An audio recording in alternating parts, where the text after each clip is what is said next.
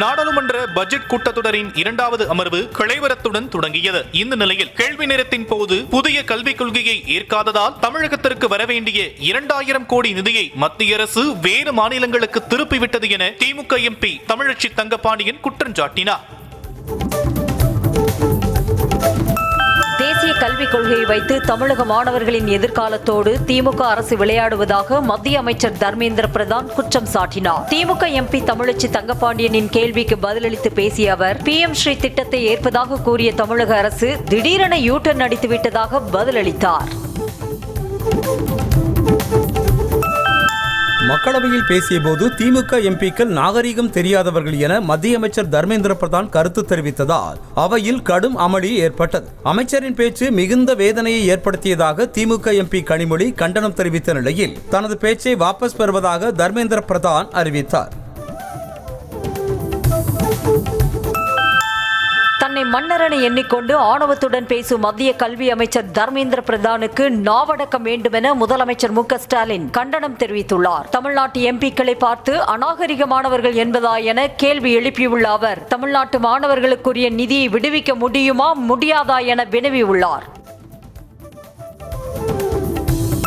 திமுகவினரை நேர்மையில்லாதவர்கள் என்றும் நாகரீகமற்றவர்கள் என்றும் மத்திய கல்வித்துறை அமைச்சர் கூறியதில் என்ன குறை கண்டீர்கள் என பாஜக மாநில தலைவர் அண்ணாமலை கேள்வி எழுப்பியிருக்கிறார். மேலும் ஏழை எளிய மாணவர்களின் கல்வியில் அரசியல் செய்வது யார் என்று தமிழக மக்களுக்கு நன்கு தெரியும் என்றும் சாயம் வெடுத்துவிட்டது என்றும் எக்ஸ் பக்கத்தில் பதிவிட்டிருக்கிறார். எம்பிக்களை பார்த்து நாகரிகமற்றவர்கள் என மத்திய அமைச்சர் தர்மேந்திர பிரதான் பேசியதற்கு கண்டனம் தெரிவித்து தமிழ்நாடு முழுவதிலும் போராட்டம் நடத்தப்பட்டது. திமுக சார்பில் ஆங்காங்கே போராட்டம் ஏற்பாடு செய்யப்பட்டிருந்த நிலையில் தர்மேந்திர பிரதானின் உருவ பொம்மையை எரித்து திமுகவினர் தங்களது எதிர்ப்பை பதிவு செய்தனர். தேனி மாவட்டம் போடிநாயக்கனூரில் தர்மேந்திர பிரதானின் உருவ பொம்மையில் ஊற்றப்பட்ட பெட்ரோல் திமுக தொண்டரின் வேட்டியில் லேசாக பட்டதாக கூறப்படுகிறது. அதை யாரும் கவனிக்காத நிலையில் தீ வைக்கவே அவரது வேட்டியில் தீப்பிடித்து எரிந்தது. இறுதியில் வேட்டியே வேண்டாம் என அவிழ்த்து போட்டுவிட்டு அவர் தப்பினார். மத்திய அமைச்சர் தர்மேந்திர பிரதான் மீது நடவடிக்கை எடுக்க கோரி திமுக நாடாளுமன்ற மக்களவை குழு தலைவர் கனிமொழி எம்பி சபாநாயகர் ஓம் பிர்லாவை சந்தித்து உரிமை மீறல் நோட்டீஸ் வழங்கியுள்ளார். மக்களவையில் தமிழ்நாட்டுக்கான கல்வி நிதி தொடர்பாக பதிலளிக்கும் போது பிரதிநிதிகளை அவமதிக்கும் வகையில் பேசிய தர்மேந்திர பிரதான் மீது நடவடிக்கை எடுக்க வேண்டும் என வலியுறுத்தியுள்ளார். தமிழகத்தில் தமிழ் எழுத படிக்க தெரியாதவர்களை ஏன் வேலையில் சேர்க்க வேண்டும் என உயர்நீதிமன்ற மதுரை கிளை கேள்வி எழுப்பியுள்ளது. தமிழ் தேர்வில் வெற்றி பெறாதவரை அரசு பணிக்கு சேர்ப்பது தொடர்பான வழக்கை விசாரித்த நீதிமன்றம் CBSE கல்வியில் படித்தால் தமிழகத்தில் அரசு வேலை கேட்காதீர்கள் என காட்டமாக தெரிவித்தது. பால் உற்பத்தியாளர்களுக்கு வழங்கப்படும் இழப்பீடு மற்றும் நிதி உதவியை தமிழக அரசு உயர்த்தி அறிவித்துள்ளது. அதன்படி விபத்தில் மரணமடைந்தால் வழங்கப்படும் உதவித்தொகை 2,50,000 ரூபாயிலிருந்து 4 லட்சமாக உயர்த்தப்பட்டுள்ளது. அதேபோல் பெண் குழந்தைகளுக்கான திருமண உதவித்தொகை 60,000 ரூபாயாக உயர்த்தப்பட்டுள்ளது. அண்ணாநகர் சிறுமி பாலியல் வன்கொடுமை வழக்கில் வாக்குமூல வீடியோ மற்றும் ஆடியோவை பரப்பியவர்கள் மீதும் நடவடிக்கை எடுக்க உயர்நீதிமன்றம் உத்தரவிட்டுள்ளது. இது தொடர்பான வழக்கு விசாரணைக்கு வந்தபோது வாதிட்ட அரசு தரப்பு வழக்கறிஞர் காவல் ஆய்வாளர் ராஜு, அதிமுக முன்னாள் நிர்வாகி சுதாகர், சதீஷ் ஆகியோர் மீது குற்றப்பத்திரிகை தாக்கல் செய்யப்பட்டு விட்டதாக தெரிவித்தார். 13 நாடுகளில் சிம்போனி இசை நிகழ்ச்சி நடத்தப்பட உள்ளதாகவும் அதற்கான தேதிகள் குறிக்கப்பட்டுள்ளதாகவும் இசைஞானி இளையராஜா தெரிவித்துள்ளார். லண்டனில் சிம்போனி நிகழ்ச்சியை முடித்துக் கொண்டு தாயகம் திரும்பிய இசைஞானி இளையராஜாவை தமிழக அரசின் சார்பில் அமைச்சர் தங்கம் தென்னரசு பூங்கொத்து கொடுத்து வரவேற்றார். 20 லட்சம் ரூபாய் வழிப்பறி செய்த வழக்கில் காவல் உதவி ஆய்வாளர்களான ராஜா சிங் மற்றும் சனி லாய்டுக்கு சென்னை உயர்நீதிமன்றம் நிபந்தனை ஜாமீன் வழங்கியது. சென்னை ராயபுரத்தைச் சேர்ந்த தமீம் அன்சாரி என்பவரிடம் கடந்த டிசம்பர் மாதம் 20 லட்சம் ரூபாய் வழிப்பறி செய்ததாக ராஜா சிங், சனி லாய்டு, வருமானத்துறை அதிகாரிகள் தாமோதரன், பிரதீப், பிரபு ஆகியோர் கைது செய்யப்பட்டனர். புதுச்சேரியில் பட்ஜெட் கூட்டத்தொடர் துணைநிலை ஆளுநர் கைலாஷ்நாதன் உரையுடன் தொடங்கியது. முன்னதாக சட்டப்பேரவைக்கு வந்த துணைநிலை ஆளுநரை முதலமைச்சர் மற்றும் சபாநாயகர் வரவேற்க அவர் தமிழில் உரையாற்றினார். சுமார் 55 நிமிடங்கள் ஆளுநர் உரையாற்றிய பிறகு அவரது உரைக்கு நன்றி தெரிவிக்கும் தீர்மானத்தின் மீது விவாதம் நடத்த சபை செவ்வாய்க்கிழமைக்கு ஒத்திவைக்கப்பட்டது. தமிழகத்தில் வரும் 11ஆம் தேதி 4 மாவட்டங்களில் மிக கனமழை பெய்ய வாய்ப்பிருப்பதாக சென்னை வானிலை ஆய்வு மையம் தெரிவித்துள்ளது. 11ஆம் தேதி குமரி, நெல்லை, தென்காசி, தூத்துக்குடி மாவட்டங்களில் மிக கனமழை பெய்யும் எனவும், விருதுநகர், சிவகங்கை, மயிலாடுதுறை, தஞ்சை, திருவாரூர், நாகை, புதுக்கோட்டை, ராமநாதபுரத்தில் கனமழை பெய்யும் எனவும் வானிலை ஆய்வு மையம் எச்சரிக்கை விடுத்துள்ளது. சென்னையில் ஆபரண தங்கத்தின் விலை சவரனுக்கு 80 ரூபாய் உயர்ந்து 64,400 ரூபாய்க்கு விற்பனை செய்யப்படுகிறது. 22 கேரட் ஆபரண தங்கத்தின் விலை கிராமுக்கு 10 ரூபாய் உயர்ந்து 8,050 ரூபாய்க்கும், சவரனுக்கு 80 ரூபாய் உயர்ந்து 64,400 ரூபாய்க்கும் விற்பனையாகிறது. வாக்காளர் பட்டியல் பிரச்சினை குறித்து மக்களவையில் விவாதிக்க வேண்டும் என எதிர்க்கட்சித் தலைவரும் காங்கிரஸ் எம்பியுமான ராகுல் காந்தி வலியுறுத்தியுள்ளார். வாக்காளர் பட்டியல்கள் முழுவதுமாக திருத்தப்பட வேண்டும் என்ற அவர், அதில் தவறுகள் ஏற்படுவதற்கான காரணம் என்ன என்பது குறித்து தேர்தல் ஆணையம் பதிலளிக்க வேண்டும் என கூறினார். சத்தீஸ்கர் முன்னாள் முதலமைச்சர் பூபேஷ் பாகலின் வீட்டில் அமலாக்கத்துறையினர் சோதனை நடத்தி வரும் நிலையில் காங்கிரஸ் கட்சியினர் போராட்டத்தில் ஈடுபட்டனர். மதுபான கொள்கை விவகாரத்தில் பூபேஷ் பாகலின் மகன் சைத்தன்யா பாகல் மோசடியில் ஈடுபட்டதாக அமலாக்கத்துறையினர் வழக்கு பதிவு செய்து அவரது வீட்டில் சோதனை மேற்கொண்டு வருகின்றனர். கடத்தல் வழக்கில் கைது செய்யப்பட்ட நடிகை ரன்யா ராவ் வருவாய் புலனாய்வுத்துறை விசாரணை முடிந்து பெங்களூரு நீதிமன்றத்தில் ஆஜர்படுத்தப்பட்டார். அப்போது வருவாய் புலனாய்வுத்துறை கஸ்டடியில் சொற்களால் சித்திரவதை செய்யப்பட்டதாக ரன்யா ராவ் உடைந்து அழுதபடி புகார் கூறினார். இதையடுத்து அவரை 14 நாட்கள் நீதிமன்ற காவலில் அடைக்க உத்தரவிடப்பட்டது. மத்திய பிரதேசத்தின் சித்தி மாவட்டத்தில் லாரியும் காரும் நேருக்கு நேர் மோதிய விபத்தில் 8 பேர் உயிரிழந்தனர், 13 பேர் காயமடைந்தனர். சித்தியில் இருந்து பக்ரிக்கு சென்று கொண்டிருந்த லாரி உப்னி பெட்ரோல் பங்க் அருகே வந்தபோது மைகார் நோக்கி சென்று கொண்டிருந்த கார் மீது நேருக்கு நேர் மோதியது. இதில் காரில் பயணித்தவர்களில் 7 பேர் நிகழ்விடத்திலேயே உயிரிழந்தனர்.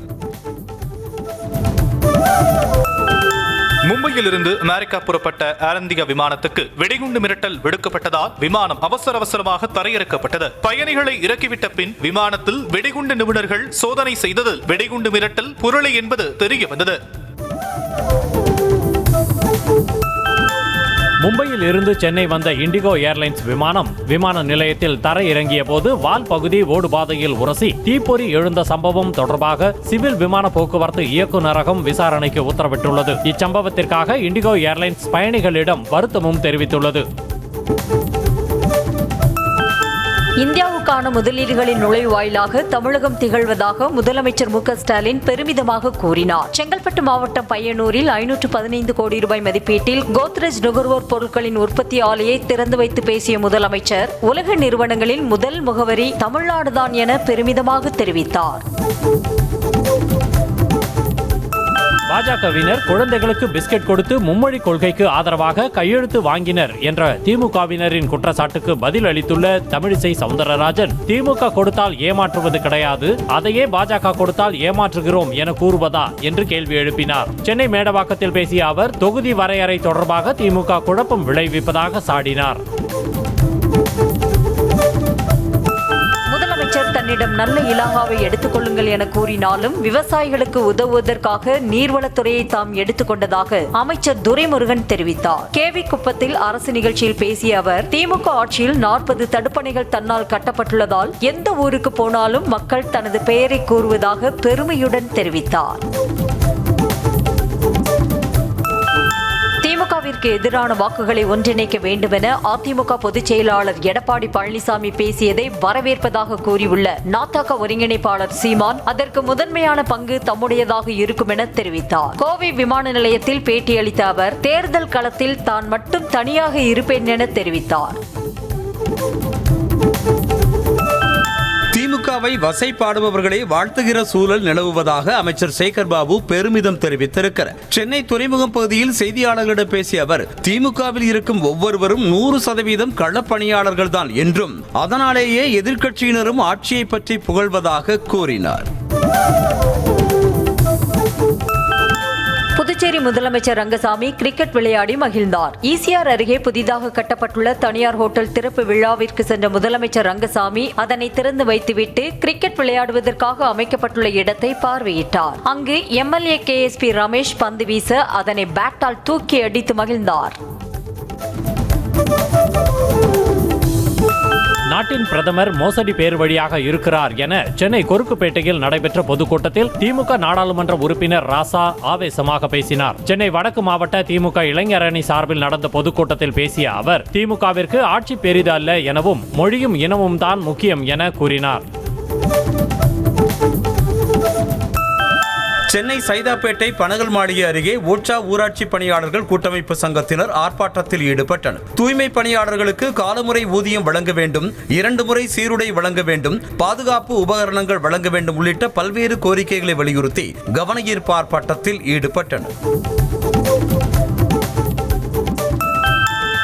சிறுவர்களுக்கு பாலியல் தொல்லை கொடுத்ததாக பதிவு செய்யப்பட்ட வழக்கில் யூடியூபர் திவ்யா குண்டர் தடுப்புச் சட்டத்தின் கீழ் கைது செய்யப்பட்டார். விருதுநகர் ஆட்சித்தலைவர் பரிந்துரையின் பேரில் திவ்யாவோடு சேர்த்து கார்த்திக், சித்ரா ஆகியோர் மீதும் குண்டர் சட்டத்தில் நடவடிக்கை மேற்கொள்ளப்பட்டுள்ளது.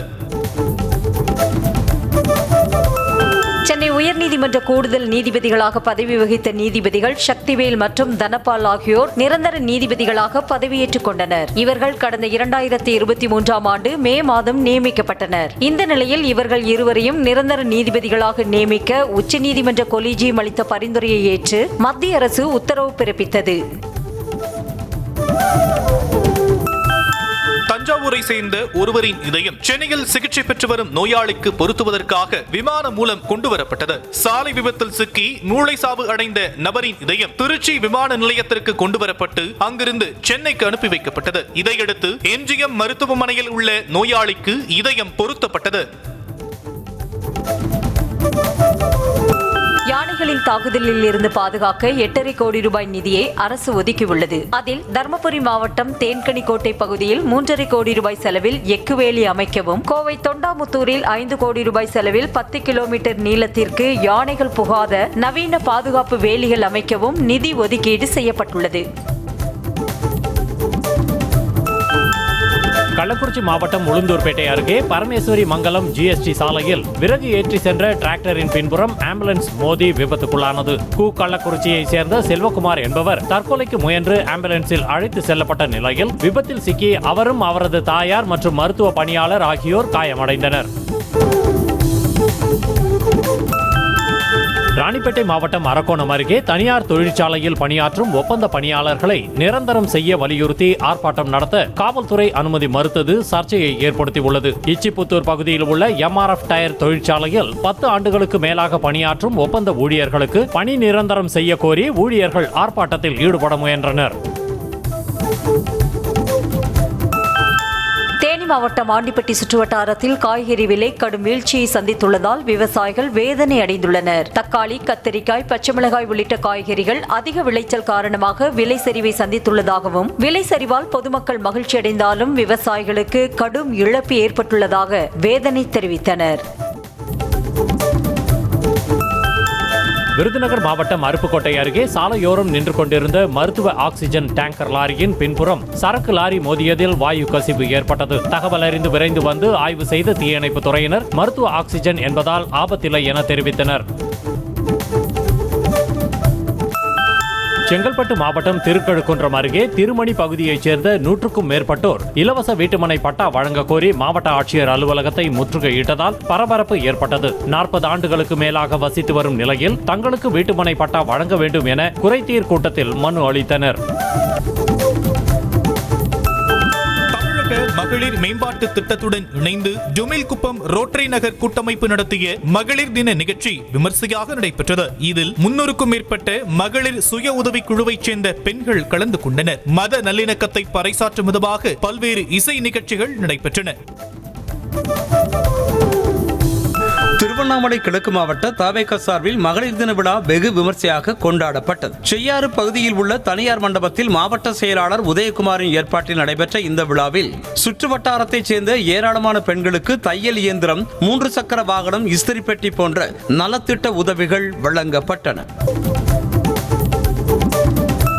தருமபுரி மாவட்டம் வெண்ணாம்பட்டி பகுதியில் ரயில்வே பாலம் அமைக்கும் திட்டத்தை விரைந்து முடிக்க நடவடிக்கை எடுக்க வேண்டும் என அரசுக்கு பொதுமக்கள் கோரிக்கை விடுத்துள்ளனர். பாலம் இல்லாததால் ரயில்வே கேட்டை தாண்டி செல்லும் மக்கள் தினமும் கூட்ட நெரிசலில் சிக்கி தவிப்பதாக வேதனை தெரிவிக்கின்றனர்.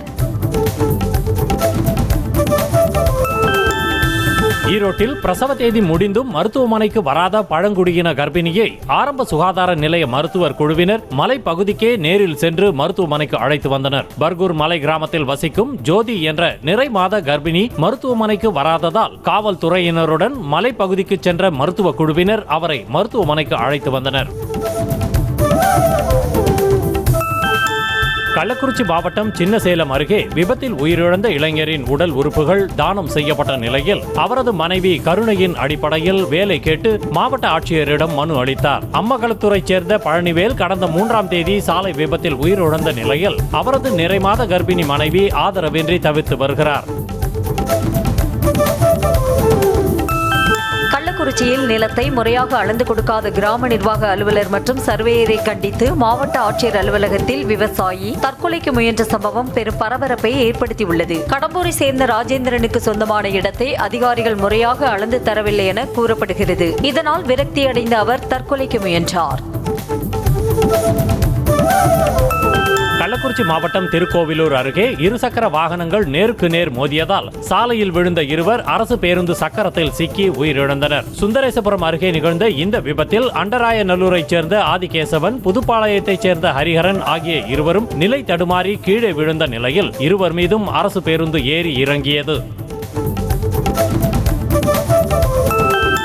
மதுரை கலைஞர் நூற்றாண்டு நூலகத்தில் நிறுத்தி வைக்கப்பட்டுள்ள ஆம்புலன்ஸில் பணியாற்றும் பெண் ஊழியர்களுக்கென ஓய்வறை அமைத்து தர வேண்டும் என ஆம்புலன்ஸ் ஊழியர்கள் மாவட்ட ஆட்சியரை சந்தித்து மனு அளித்தனர். தனியாக ஓய்வறை எதுவும் இல்லாததால் பெண் ஊழியர்கள் ஆம்புலன்ஸிலேயே தங்கும் நிலை ஏற்படுவதாகவும், அதேபோல மருந்துகளை வைக்க போதிய இடவசதி இல்லை என்றும் புகார் எழுந்திருக்கிறது.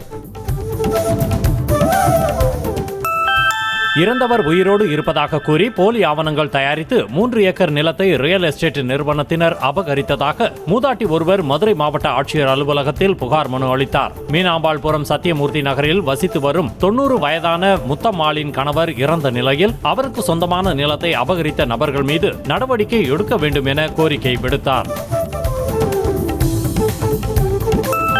மதுரையில் ரயிலில் பயணித்த போது மயக்க மாத்திரை கொடுத்து இளைஞரிடம் நகை மற்றும் செல்போனை பறித்த நபரை போலீசார் கைது செய்தனர். தருமபுரியைச் சேர்ந்த குணசேகரிடம் முனீஸ்வரன் என்பவர் சமூக வலைதளம் மூலம் அறிமுகமான நிலையில் இருவரும் மதுரையிலிருந்து புனலூர் செல்லும் ரயிலில் பயணித்தனர். அப்போது குணசேகரனிடம் கைவரிசை காட்டிவிட்டு தப்பிய முனீஸ்வரனை போலீசார் கைது செய்தனர். மயிலாடுதுறை மாவட்டம் காவேரி பூம்பட்டினம் ஊராட்சியில் குடியிருப்பு பகுதிக்கு அருகில் மணல் குவாரி அமைக்க எதிர்ப்பு தெரிவித்து கிராம மக்கள் மாவட்ட ஆட்சியரகத்தில் புகார் மனு அளித்தனர். சவுடு மணல் குவாரி அமைக்கப்பட்டால் விவசாயம் பாதிக்கப்படும் என்றும், கடல் அருகில் உள்ளதால் கடல் நீர் உட்புகும் அபாயமும் இருப்பதாகவும் மக்கள் கூறுகின்றனர். புதுக்கோட்டை மாவட்டம் குளவாய்ப்பட்டி கருங்குளத்தில் 2 ஆண்டுகளுக்கு பிறகு நடைபெற்ற மீன்பிடி திருவிழாவில் மீன்கள் கிடைக்காததால் ஆர்வமுடன் மீன்பிடிக்க வந்தவர்கள் ஏமாற்றத்துடன் திரும்பினர். கச்சா, கூடை, பரி உள்ளிட்ட மீன்பிடி உபகரணங்களுடன் குளத்துக்குள் இறங்கி போட்டி போட்டுக்கொண்டு மீன்களை தேடியவர்களுக்கு ஏமாற்றமே மிஞ்சியது. ராமநாதபுரம் மாவட்டம் பேராவூர் ஊராட்சியை நகராட்சியோடு இணைக்க எதிர்ப்பு தெரிவித்து மாவட்ட ஆட்சியரிடம் மக்கள் புகார் மனு அளித்தனர். நகராட்சியோடு இணைப்பதால் 100 நாள் வேலை திட்டம் பறிபோகும் வாய்ப்பு உள்ளதாகவும், இதனால் தங்கள் வாழ்வாதாரம் பாதிக்கப்படுவதாகவும் மக்கள் அச்சம் தெரிவிக்கின்றனர். ராமநாதபுரம் மாவட்டம் கமுதி பேருந்து நிலையத்தில் நிர்ணயிக்கப்பட்ட தரை வாடகை கட்டணத்தை விட கூடுதலாக வாடகை கேட்டு பேரூராட்சி நிர்வாகம் தொல்லை கொடுப்பதாக குற்றம் சாட்டி மாற்றுத்திறனாளி ஒருவர் குடும்பத்தோடு மாவட்ட ஆட்சியர் அலுவலகத்தில் தர்ணாவில் ஈடுபட்டார். இதனையடுத்து அங்கு பாதுகாப்பு பணியில் இருந்த போலீசார் அவர்களை குண்டு கட்டாக தூக்கி அப்புறப்படுத்தினர். சேலம் மாவட்டம் ஏற்காடு மலைப்பாதையில் சுற்றித் திரியும் வனவிலங்குகளுக்கு தண்ணீர் வைக்க ஏற்பாடு செய்ய வேண்டும் என்ற கோரிக்கை எழுந்திருக்கிறது. வெயிலின் தாக்கம் நாளுக்கு நாள் அதிகரித்து வரும் நிலையில் மலைப்பாதையில் சுற்றித் திரியும் குரங்குகள் உள்ளிட்ட வனவிலங்குகள் தண்ணீரை தேடி அலையும் நிலை ஏற்பட்டுள்ளது. தூத்துக்குடி மாவட்டம் ராஜமன்னார்புரத்தில் கோவில் மற்றும் வீட்டில் திருட முயன்ற நபரை போலீசார் கைது செய்தனர். கோவிலின் கேட்டை உடைத்துக் கொண்டு நுழைந்த நபர் உண்டியலை உடைக்க முடியாததால் திரும்பி சென்றார். இதேபோல இடைச்சி விலையில் உள்ள வீட்டிலும் கொள்ளையடிக்க முயன்றார். இதற்கிடையே கோவிலில் கொள்ளையடிக்க முயன்ற சிசிடிவி காட்சி வெளியாக இருக்கிறது. திருவள்ளூர் மாவட்டம் திருநின்றவூர் அருகே அரசு பள்ளியில் மாணவர்களை செங்கற்களை சுமக்க வைத்தது அதிர்ச்சியை ஏற்படுத்தியுள்ளது. கொட்டாமேடு கிராமத்தில் செயல்பட்டு வரும் அரசு பள்ளியில் ஆசிரியர்கள் சில மாணவர்களை அழைத்து பள்ளியின் கட்டுமான பணிக்கான செங்கற்களை சுமக்க வைத்தனர். சம்பந்தப்பட்ட ஆசிரியர்கள் மீது உரிய நடவடிக்கை எடுக்க கோரிக்கை எழுந்துள்ளது. விழுப்புரம் மாவட்டம் மேல்பாதி கிராமத்தில் உள்ள திரௌபதியம்மன் கோவிலின் உள்ளே சென்று சுவாமி தரிசனம் செய்ய அனுமதி கேட்டு பட்டியலின மக்கள் விழுப்புரம் எஸ்பி அலுவலகத்தில் மனு அளித்தனர். பட்டியலின மக்களை உள்ளே சென்று வழிபடுவதற்கு ஏற்பாடு செய்ய நீதிமன்றம் உத்தரவிட்ட நிலையில் அதனை நிறைவேற்ற வேண்டும் என மக்கள் கோரிக்கை விடுத்துள்ளனர். கர்நாடகாவில் சாலையோரம் நின்றிருந்த லாரி மீது கார் மோதிய விபத்தில் 5 பேர் உயிரிழந்தனர். பெங்களூருவைச் சேர்ந்த சிலர் பெலகாவியில் உள்ள கோவிலுக்கு காரில் சென்று தரிசனம் செய்துவிட்டு மீண்டும் வீடு திரும்பினர். அப்போது சித்ரதுர்கா மேம்பாலம் அருகே சாலையோரம் நின்றிருந்த லாரி மீது அவர்கள் சென்ற கார் மோதியது. அமெரிக்காவில் வசித்து வரும் இந்திய வம்சாவளியைச் சேர்ந்த கல்லூரி மாணவி சுதிக்ஷா கோனகி கடற்கரையில் வாக்கிங் சென்றபோது காணாமல் போயிருக்கலாம் என்று டொமினிக்கன் குடியரசு நாட்டு அதிகாரிகள் தெரிவித்துள்ளனர். டொமினிக்கன் நாட்டிற்கு சுற்றுலா சென்ற மாணவி கடந்த 5ஆம் தேதி அங்குள்ள கடற்கரைக்கு சென்றவர் அதன் பின்னர் தனது அறைக்கு திரும்பவில்லை. ஆஸ்திரேலியாவுக்கு அருகே வனுவாட்டு தீவில் தஞ்சமடைந்திருக்கும் லலித் மோடியின் பாஸ்போர்ட்டை ரத்து செய்ய அந்நாட்டு பிரதமர் ஜோத்தம் நபட் உத்தரவிட்டிருக்கிறார். IPL கிரிக்கெட் போட்டிகளில் நிதி முறைகேட்டில் ஈடுபட்டதாக கடந்த 2010ஆம் ஆண்டில் லலித் மோடி மீது குற்றம் சாட்டப்பட்டது. இந்தியாவை விட்டு தப்பிய அவர் வனுவாட்டு தீவில் தஞ்சமடைந்து அந்நாட்டின் குடியுரிமையை பெற்றார். யுக்ரைன் அதிபர் ஜெலன்ஸ்கி நன்றியுடையவர் என நினைக்காதீர்கள் என அமெரிக்க அதிபர் டொனால்ட் ட்ரம்ப் காட்டமாக விமர்சனம் செய்திருக்கிறார். தனியார் செய்தி நிறுவனத்திற்கு அளித்த பேட்டியில் அமெரிக்காவின் அதிபராக பைடன் இருந்தபோது பல பில்லியன் டாலர்களை வாங்கிக் கொண்டு ஜெலன்ஸ்கி நன்றியற்றவராக இருப்பதாக விமர்சனம் செய்திருக்கிறார். கனடா எந்த வகையிலும் அமெரிக்காவின் ஒரு பகுதியாக இருக்காது என கனடாவின் புதிய பிரதமர் மார்க் கார்னி கூறியிருக்கிறார். கனடாவின் புதிய பிரதமராக தேர்ந்தெடுக்கப்பட்ட பின்னர் தனது முதல் உரையை நிகழ்த்திய அவர் நியாயமற்ற வரிகளை அமெரிக்க அதிபர் டொனால்ட் ட்ரம்ப் விதிப்பதன் மூலம் கனடாவின் பொருளாதாரத்தை பலவீனப்படுத்த முயற்சிப்பதாக குற்றம் சாட்டியிருக்கிறார். சாம்பியன்ஸ் டிராபி கோப்பை வழங்கும் நிகழ்வில் ஏன் பாகிஸ்தான் கிரிக்கெட் வாரிய நிர்வாகிகள் ஒருவர் கூட இல்லை என முன்னாள் வீரர் ஷோயிப் அக்தர் கேள்வி எழுப்பியுள்ளார். 2025 சாம்பியன்ஸ் டிராபியை பாகிஸ்தான் நடத்தியதாக தெரிவித்த ஷோயிப் அக்தர் பாகிஸ்தானில் இருந்து எந்த பிரதிநிதிகளும் ஏன் இறுதிப் போட்டிக்கு செல்லவில்லை என்பது தன் புரிதலுக்கு அப்பாற்பட்டதாக இருப்பதாக தெரிவித்துள்ளார். சாம்பியன்ஸ் டிராபி வென்ற இந்திய அணிக்கு 19,50,00,000 ரூபாய் பரிசுத் தொகையாக வழங்கப்பட்டது. 2ஆம் இடத்தை பிடித்த நியூசிலாந்து அணிக்கு 9,75,00,000 ரூபாய் பரிசுத் தொகையாக வழங்கப்பட்டது. மேலும் சாம்பியன்ஸ் டிராபி வரலாற்றில் 3 முறை கோப்பையை வென்றதன் மூலம் அதிக முறை கோப்பையை வென்ற அணி என்ற உலக சாதனையை இந்தியா படைத்துள்ளது. இந்தியாவின் சுழற்பந்து வீச்சாளர்களை பாராட்ட வேண்டும் என நியூசிலாந்து கேப்டன் மிச்சல் சாண்ட்னர் தெரிவித்திருக்கிறார். சாம்பியன்ஸ் டிராபி இறுதிப் போட்டிக்கு பின்னர் பேட்டியளித்த அவர் இது தங்களுக்கு நல்ல தொடராக அமைந்ததாகவும் தங்களுக்கு சவால்கள் இருந்தாலும் அதையும் தாண்டி நல்ல கிரிக்கெட்டை விளையாடியதாகவும் தெரிவித்திருக்கிறார். ஐசிசி சாம்பியன்ஸ் டிராபி தொடரில் பேட்டிங் துறையில் விராட் கோலி போன்றவர்களை விட ஸ்ரேயாஸ் ஐயர் தான் மிடில் ஆர்டரில் இந்தியாவின் வெற்றிக்கு முக்கிய பங்காற்றியதாக ரோஹித் சர்மா பாராட்டியுள்ளார். வெற்றி பெறுவதற்கு பார்ட்னர்ஷிப் தேவைப்பட்ட சூழ்நிலைகளில் சைலண்ட் ஹீரோவாக ஸ்ரேயாஸ் ஐயர் தொடர் முழுவதும் சிறப்பாக விளையாடியதாக ரோஹித் சர்மா தெரிவித்தார். துபாய் தங்களது ஹோம் கிரவுண்ட் இல்லை என்றும் ஆனால் ரசிகர்கள் கூட்டம் அதனை தங்கள் ஹோம் கிரவுண்டாக மாற்றிவிட்டதாகவும் ரோஹித் சர்மா நெகிழ்ச்சி தெரிவித்திருக்கிறார். மேலும் சாம்பியன்ஸ் டிராபி தொடரில் தங்களுக்கு ஆதரவளித்த அனைவருக்கும் நன்றி தெரிவித்த ரோஹித் இது ஒரு நிறைவான வெற்றி என மகிழ்ச்சி தெரிவித்திருக்கிறார். சாம்பியன்ஸ் டிராபி தொடரின் இறுதிப் போட்டியில் சிறந்த ஃபீல்டராக ஆல்ரவுண்டர் ரவீந்திர ஜடேஜா தேர்வு செய்யப்பட்டார். ICC தொடர்களில் ஒவ்வொரு போட்டியிலும் ஃபீல்டிங் துறையில் சிறந்து விளங்கும் வீரருக்கு BCCI விருது வழங்கி கௌரவித்து வருகிறது. டெல்லி அணியில் இடம்பெற்றிருந்த இங்கிலாந்து வீரர் ஹாரி ப்ரூக் 2025 IPL தொடரில் இருந்து விலகுவதாக திடீரென அறிவித்திருக்கிறார். இது இங்கிலாந்து கிரிக்கெட்டுக்கு மிகவும் முக்கியமான நேரம் என்பதால் ஆகவே வரவிருக்கும் சர்வதேச கிரிக்கெட் தொடர்களுக்கு தயாராக விரும்புவதாக அவர் விளக்கம் அளித்திருக்கிறார். ஹாரி ப்ரூக்கின் இந்த முடிவால் IPL-இல் புதிய விதிப்படி அடுத்த 2 IPL தொடர்களில் விளையாட அவருக்கு தடை விதிக்கப்படும் என்று கூறப்படுகிறது. Chess grandmaster Gukesh Tirupati Ezhumalaiyan கோவிலில் சாமி தரிசனம் செய்தார். VIP பிரேக் தரிசனம் மூலம் குடும்பத்துடன் சாமி தரிசனம் செய்த குகேஷுக்கு கோவில் நிர்வாகம் சார்பில் பிரசாதம் வழங்கப்பட்டது. பின்னர் பேசிய அவர் தொடர் பயிற்சிகள் மூலம் சர்வதேச அளவில் பல வெற்றிகளை குவிக்க உள்ளதாக தெரிவித்தார்.